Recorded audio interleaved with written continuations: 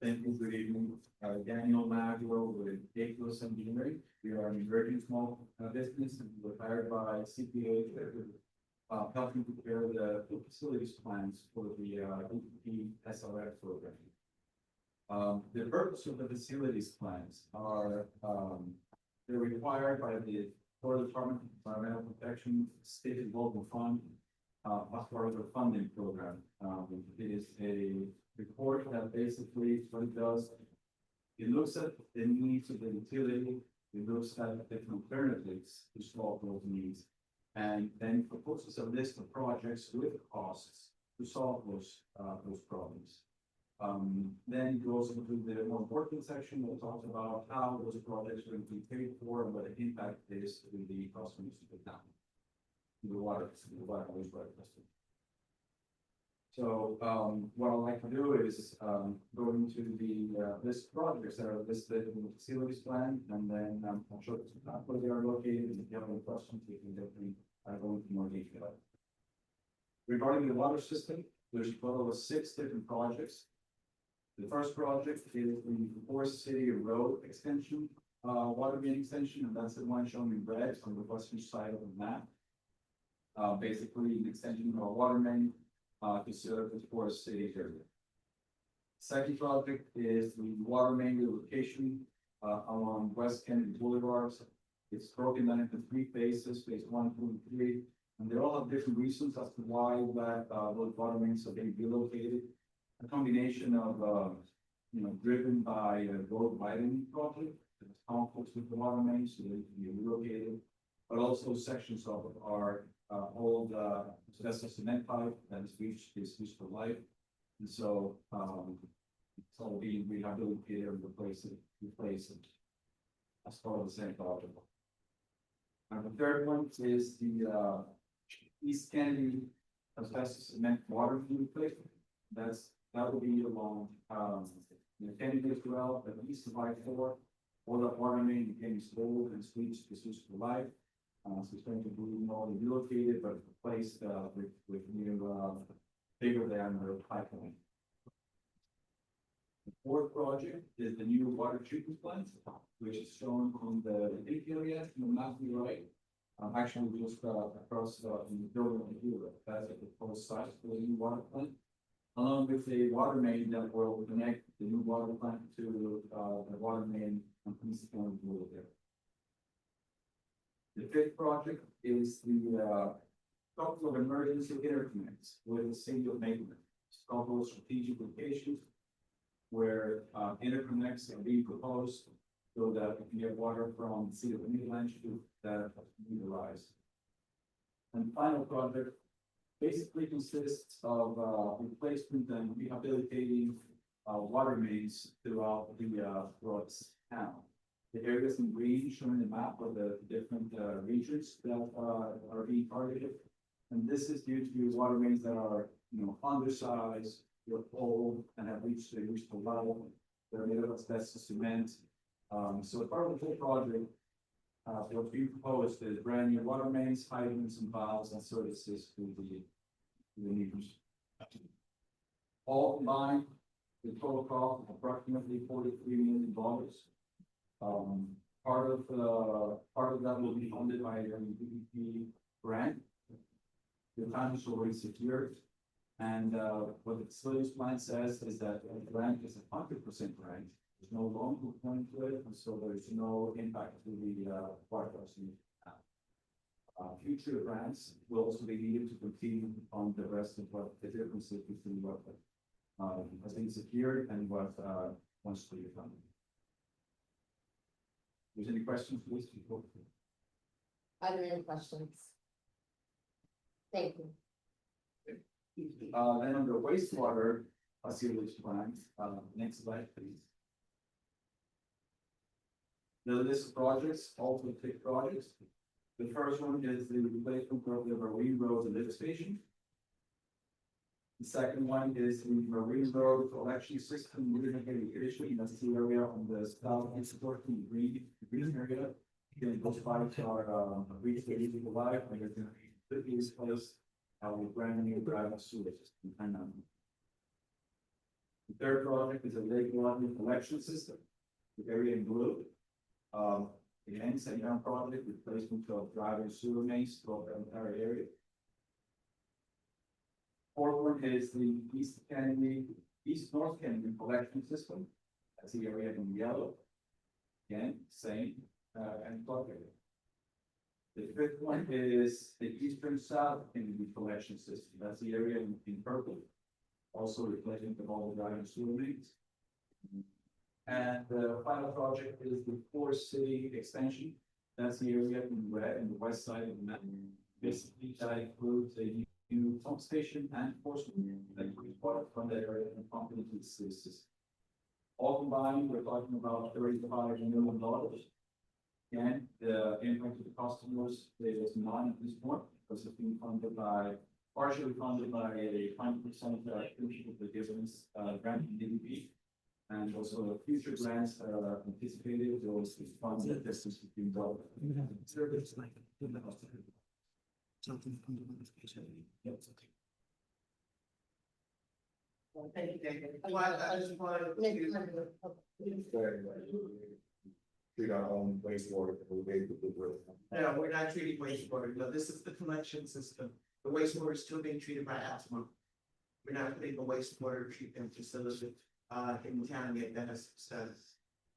What the numbers that you heard what Daniel said, those numbers exceed the funding that we already have. We have 34 million from the SRF funding.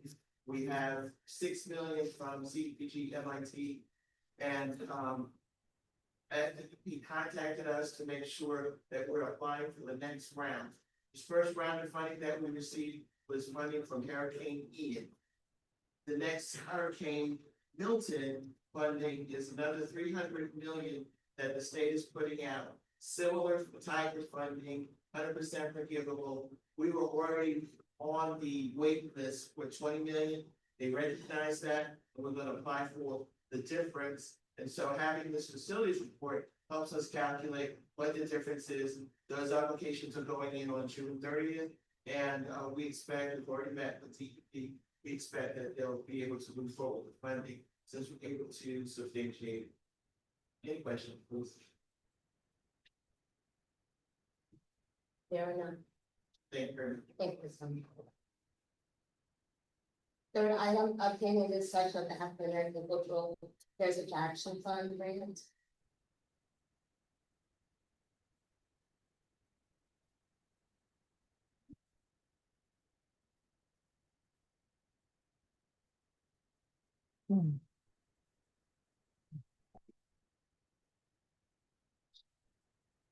Thanks, Mayor. The update for the National Trust, Historic Preservation, and talk a little bit more about some opportunities with some historic preservation in the community. Just to give highlights, this is also been discussed with the Historic Preservation Board. Just bringing everybody up to speed, and now the council, for Councilman Randolph, to have an update on where the items were. They just kind of talk about our path forward.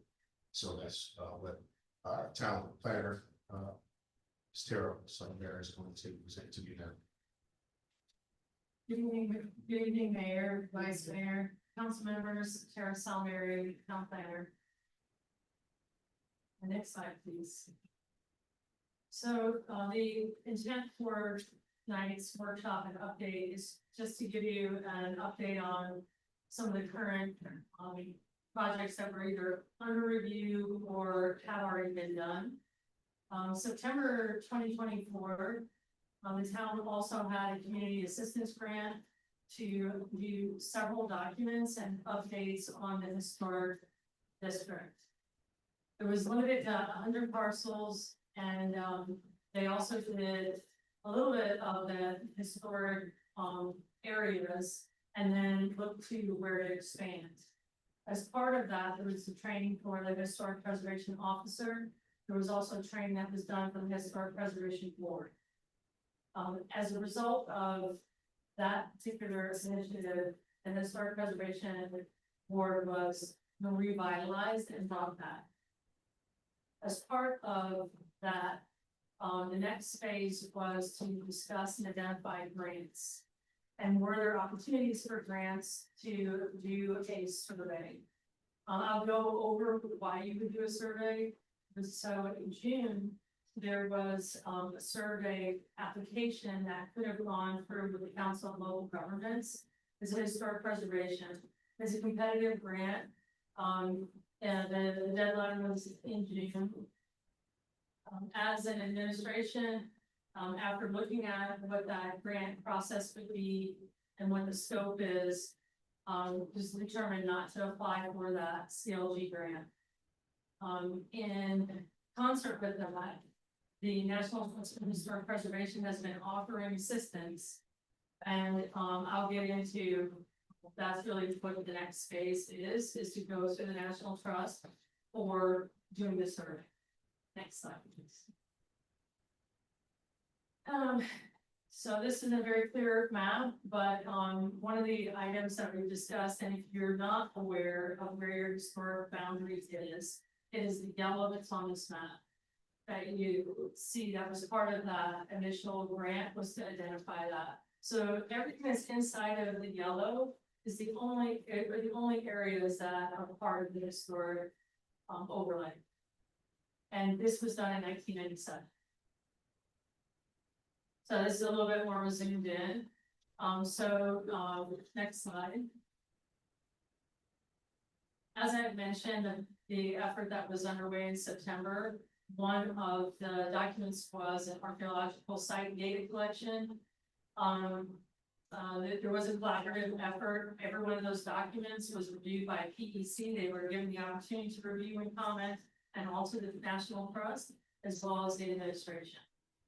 So you'll see that there's areas that was identified by that previous grant, additional proposals to be reviewed, and it was limited in scope. So next slide.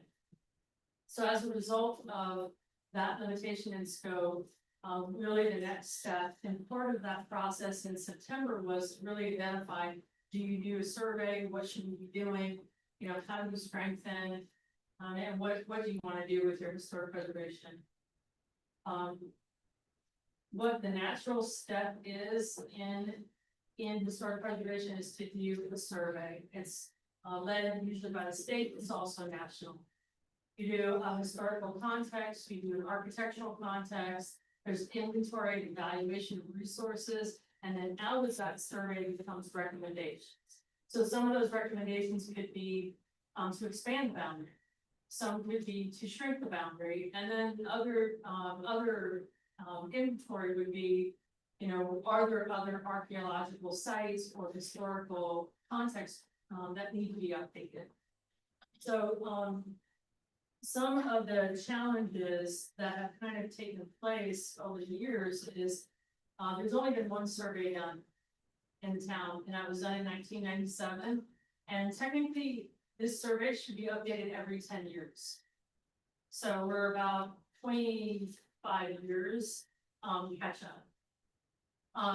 But you know, catching up. So that's kind of the next step.